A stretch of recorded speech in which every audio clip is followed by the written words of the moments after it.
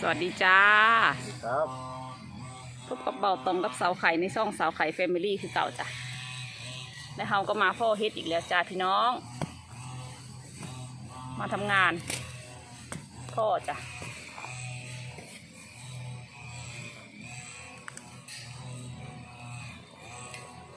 ทำดูดิเสาไข่ว่าบ่ขึ้นแน่นอนเบาตรงเลยเนี่ยใส่ถุงเลยจ้ะพี่น้องมื้อนี้บ่ได้มีหยังอันนี้เสาไข่เป๊ะเลาะก็ได้หน่อยนึงออกขนาดเนาะช่วงพุ่นออกคือดอกยังบ่ใหญ่เนาะดอกยังน้อยอยู่จ้าดอกดีพัดใส่ถุงด้วยเบาตรงสวยๆงามเสาไข่มาก็ได้หน่อยนึงเอาไว้ก็บ่ได้จ้ะพี่น้องได้ยินบ่เป็นเพื่อนทำงานเพิ่นตัดหญ้าอยู่มันขึ้นตัดเร็วเลยเนาะมันจะออกตัดแล้วอันนี้มันตัดแล้วมันออกนั่นหลังช่วงตัดหญ้าแต่ประธานเพื่อนเขาเอาไว้เพิ่นตัดหญ้าเป็นปานนี้มันก็ขาวแล้วนะบ่ต้องเนาะมาทางไหนก่อนนั่นแหละนี่ดิเฮ็ดหยังโอ้ยอันนี้บ่แม่นเด้อมันเบิ่งเฮ็ดอันนี้เนาะเดี๋ยวมาสาขาเห็นเฮ็ดนี่แหละสาขาละย่างมาเบิ่ง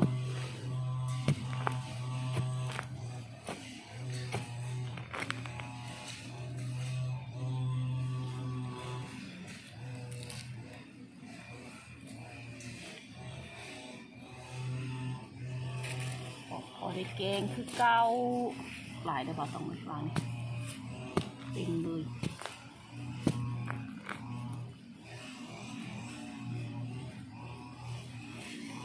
นี่แหละต้องเอาเนาะนะคนสิเอาก่อนเนาะคนหาหลายได้ส่วนเห็ดออกล่ะเราก็รู้เลย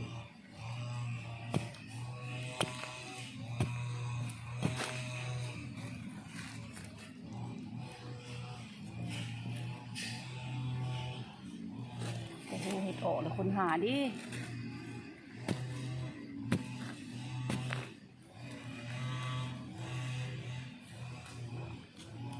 งามขนาดเลย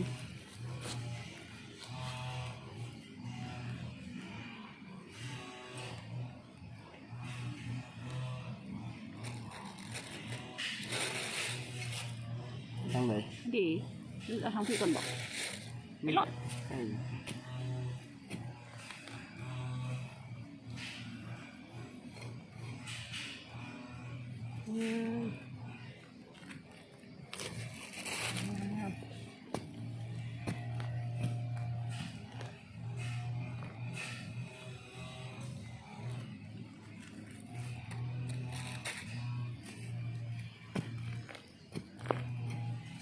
ขาดปุ๊บ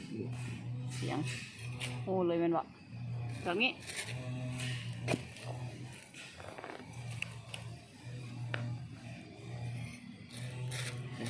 นี่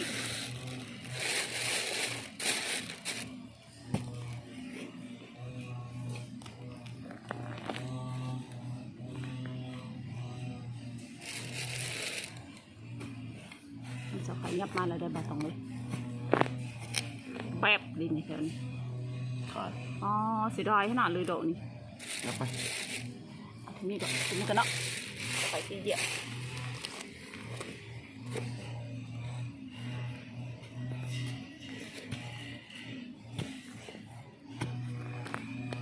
อาจจะมีเสียงรบกวนในด้วยจากเพื่อนทำงานเพื่อนตัดหญ้า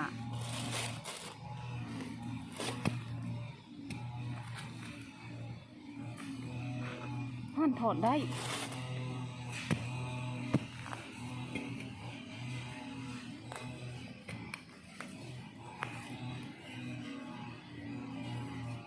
ดอกเดียว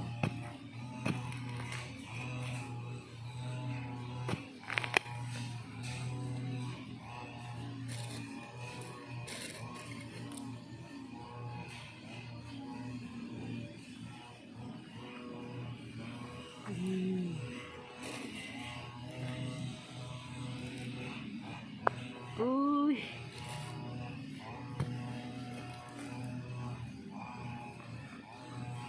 นี่ ได้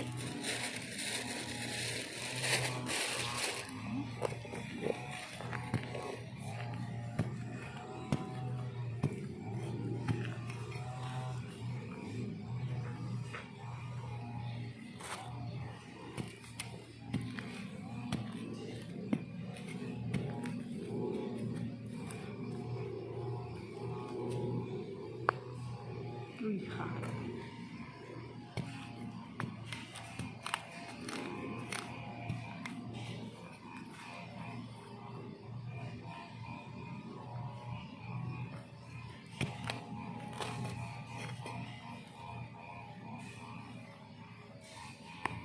โอ้โหเสียดายอย่าลืมดอกข้างหลังนั้นด้วยดอกทั้งถุงสะพายไม่ได้ดอกหนึ่งอ้วน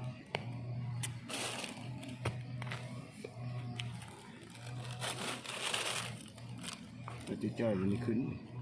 น้อยๆค่ะขึ้นอ้วนๆเราขึ้นบ่ขึ้นดอกอันนี้กะโอ้ยขึ้นเสย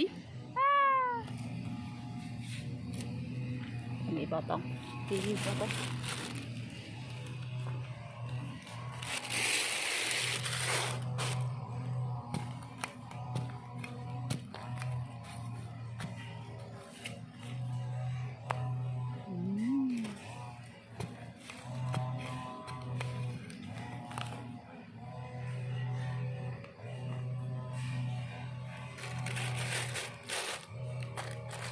นี่ดีพูดก่อนว้าย ได้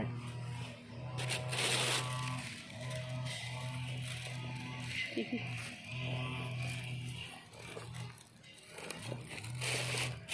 ลายมี จุ่มมาดอกที่เราคิดว่ามันสิบโบขึ้นเนาะอันดี ที่ได้ ขึ้นเหมือนเราต้องการนะนั่นน่ะ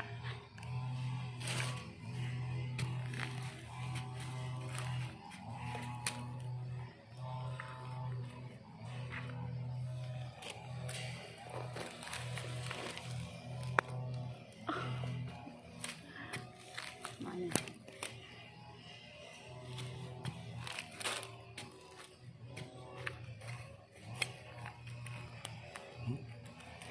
ขึ้นดอกนะไปไหน เห็ดโคน เห็ดโคน นั่นแหละ เนี่ย ไม่น่าจะขึ้นมาเลยไง เรื่องนั้นมันก็น่าจะเยอะนะวานได้ เมื่อวานก็ได้อยู่แปลงนั้น เดี๋ยว แปลงที่ตัดหญ้านั่นแหละ ตัดตามนะ ยังเราไม่ได้ตัดเราตัดแปลงนี้ ยัง คนตัดหญ้าเพิ่นมา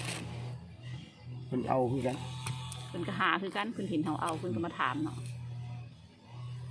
ไม่ได้บอกต้องนิ่มเหนียวมาก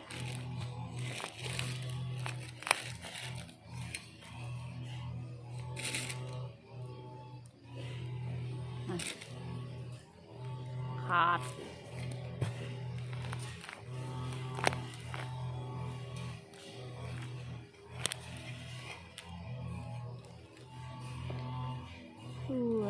สวยมากเลย นี่น่าจะขึ้นเพราะดอกเล็ก เจ้างัดมันแล้วต่างหาก ไม่เกี่ยวกันหรอก ไม่เกี่ยวเจ้างัดมันขึ้นแล้วอะไรนี่โอ้โหก็มีโอ้เต็มเลย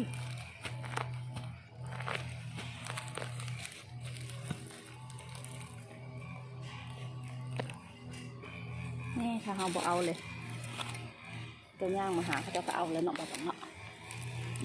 หากินเนาะได้ เราต้องหลายดอก3-4 ดอก4 ดอก5 ดอก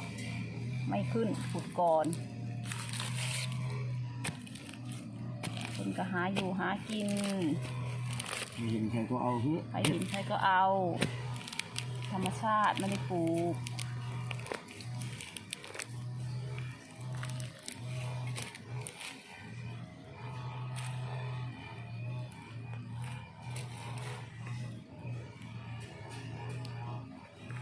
ขึ้น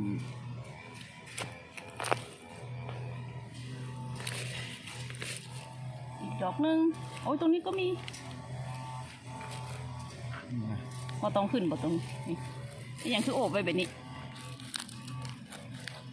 โอ้บ่ขึ้นแม่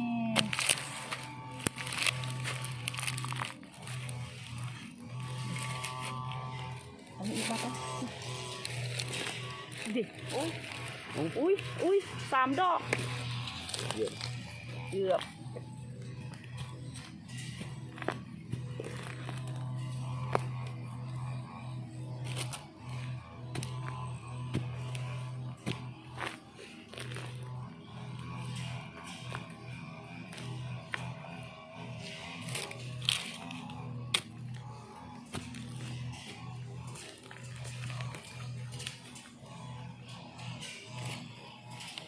นี่เอาได้ของก็ได้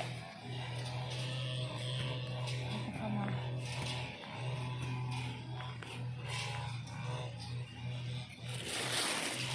ว้าเกือบเต็มถุงเลยบาตองเลย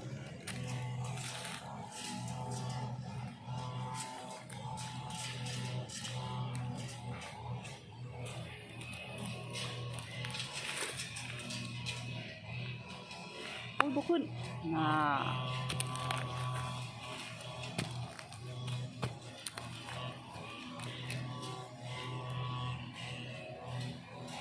นี่